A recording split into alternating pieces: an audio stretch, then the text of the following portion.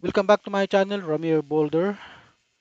Naglabas na po ang ICC International Criminal Court ng warrant of arrest para kay Bato de la Rosa. Yan po ay kinumpirma ng ating ombudsman na si Boying Rimulya, ah, na naglabas na po ng warrant. Ano po, ito po ay nasa report ngayon. Ayon po sa kanya, naglabas ng warrant of arrest ang International Court ICC laban kay Senador Bato de la Rosa. Ito ay kinumpirma ni Ombudsman Jesus Crispin Boying Rimulya sa programang DCRH, no? Executive Session ngayong Sabado. Ngayon lang po, November 8. Paglilinaw ni Rimulya ang kaso laban kay De La Rosa ay kalakip ng kasong kinakaharap ni dating Pangulong Rodrigo Duterte. Damay po talaga si Bato dito kasi siya po ang Chief PNP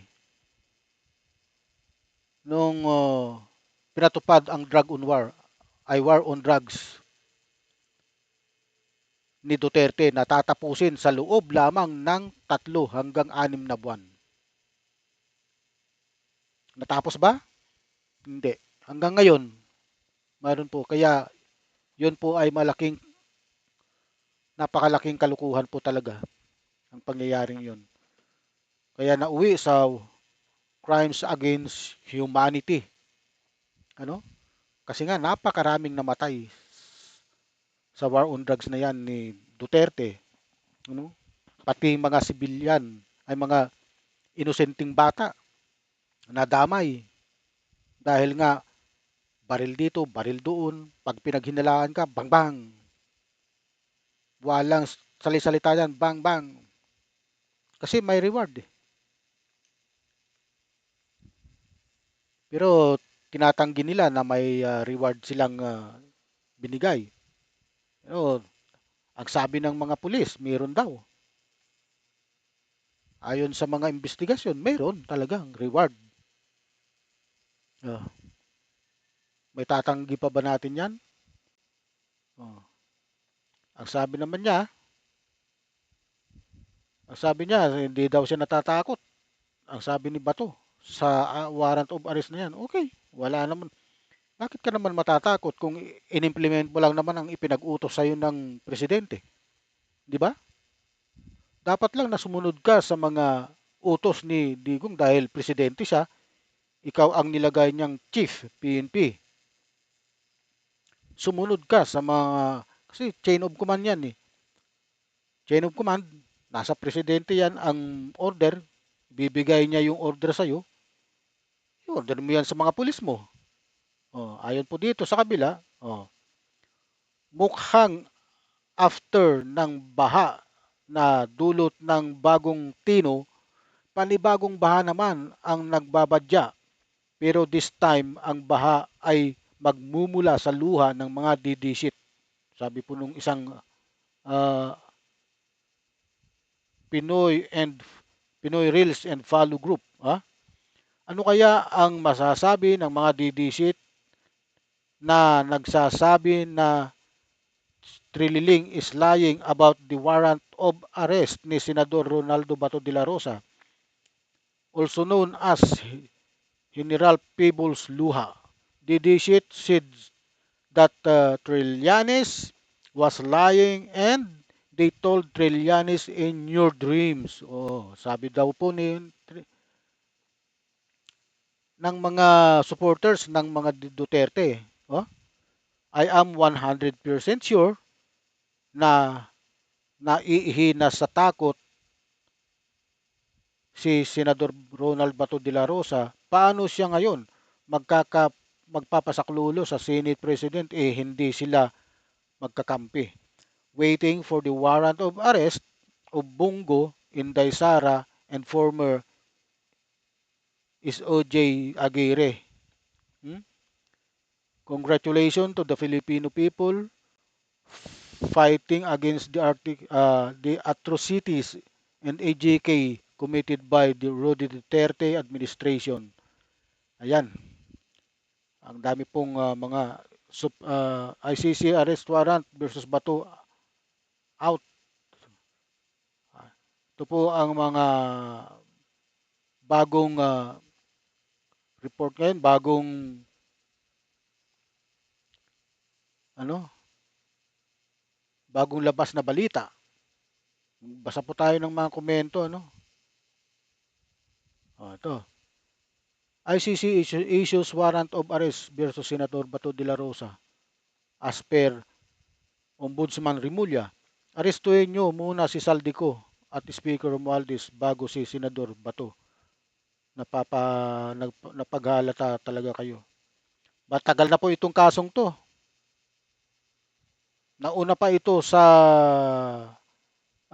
skandal ng flood control anomaly. Ha? Kaya ikaw, Danny Fernandez, ayusin mo pa na ang mga comment mo. Mas nauna pa ito. Itong ICC. Matagal na po ito. Kaya dapat lang na maglabas na sila ng warrant of arrest. Nag-ingay para takpan ang Cebu. Oops.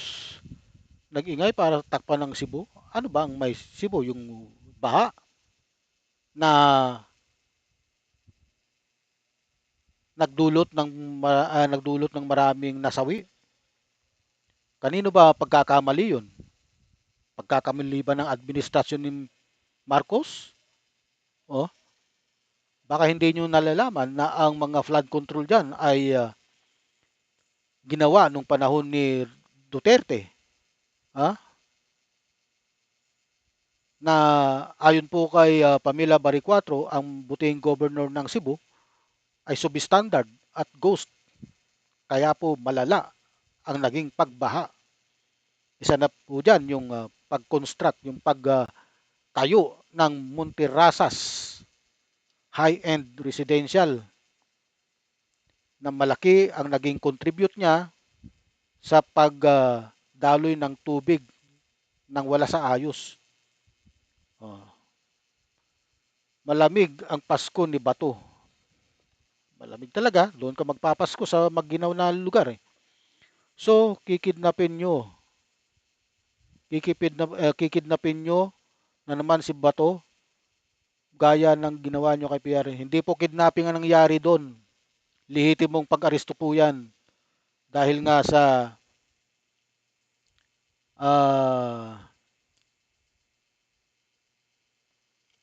dahil nga ang dala po ng International Police, Interpol na warrant of arrest ay legal.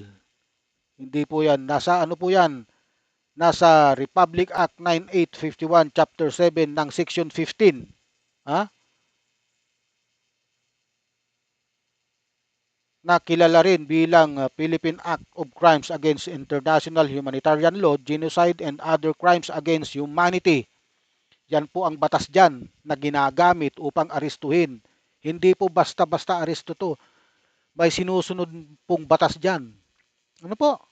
Kaya inyo pong pakatandaan, kayo pong mga nagko-comment dito na wala sa ayos, may batas pong ginagamit dyan sa pag-aresto.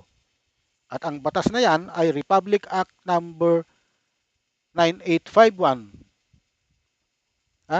Article Chapter 7 and Article 15. Babasahin ko po Ang Chapter 7 ng Republic Act 9851 ay tumatalakay sa final provision na kinabibilangan ng mga probisyon tungkol sa pag-entry, pag-iimplementa at iba pang mga pangkalahatang probisyon. Ang Section 15 ng Chapter 7 ay nagsasaad ng separability clause na nagsasabi na kung sakaling may anumang probisyon ng batas na ito ay mapagpapasyahan na labag sa konstitusyon o hindi, wasto ang iba pang mga probisyon ay hindi apektado ng mananatiling may bisa at epekto. Ayan po Republic Act number 9851. Hmm? Ito po ang gagamiting batas upang maaresto si Bato de la Rosa at yan din po ang ginamit na batas upang arestuhin si former President Rodrigo Duterte. Ito po ay isang executive na batas. Ginamitan po siya ng sinurrender po siya sa ICC. Ano? Naintindihan nyo na po. Kapag kalaban ang bilis maglabas ng warrant, kapag kakampi, nga. Anong kapag kalaban? Matagal na po yan. Ngayon nga lang lumabas. Ilang taon na pong hinihintay yan. Ha? Kailan ba i-final yung kasong yan ni Trillanes? Noon pang panahon ni Duterte. 2017 pa nakafile na yan. Ngayon lang naglabas ng warrant of arrest. Ano? Ngayong taon lang 2025. Ha? Kasi talagang gustong matapos talaga yung kasong yan. Lahat ng mga kasangkot dyan dapat madampot na. Wala na dapat hindi, walang maiiwan dyan. Si Bato, si Bungo, si Sara Duterte, lahat po yan ng kasama. Kasi sila yung nag-implement ng war on drugs, nag-umpisa sa Davao. Dapat yan, mapasama lahat yan, makulong sa dahig. Hmm? Takot yung mga taong nandyan sa Davao na mga biktima ng pagpatay na walang, ano, natatakot sila sa mga Duterte dahil nga, ang Duterte, ang batas dyan Ha? Pag ginalaw mo ang Duterte yan, mananagot ka talaga sa kanila. Tingnan mo, yung bugaw nakita mo ba yung bugaw na hinaras nitong si Pulong Duterte? Sige nga, bugaw yun Mukhang takot na takot Hindi makagalaw Habang binabangga niya ng ulo tapos may hawak-hawak siyang patalim. Si Pulong sinasaksak ng pabaliktad. Buti nga hindi niya sinaksak ng yung tusok ang ipinagsaksak niya, kundi yung hawakan. Paano pag naisaksak niyo yung di patay na yun. Yung bugaw na nagtatrabaho lang naman. Tapos tingnan nyo, kinakampihan niyo pa kayong mga taga Davao ang mga maling gawain ng mga Duterte. Ngayon, investigasyon ng flood control anomaly. Diyan sa ilog diyan sa Davao. Di ba? Kaya wag niyong sabihing malinis ang mga Duterte. May nagawa silang tama, pero may nagawa rin silang mali. Ito na ngayon, sinisingil na sila. Yung mga pag-aalipusta ni Duterte sa ating Panginoong Diyos, ito na ang kabayaran. Ayan. Yan ang parusa. Parusa sa kanya ng Diyos dahil nilalait niya ang Diyos. May mga video yan. Hindi na kailangan pang ipakita rito dahil alam nyo naman na may mga video yan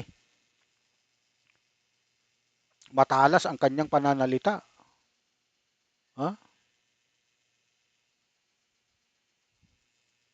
Okay, mga kaibigan. Hanggang dito na lang po muna ang ating vlog.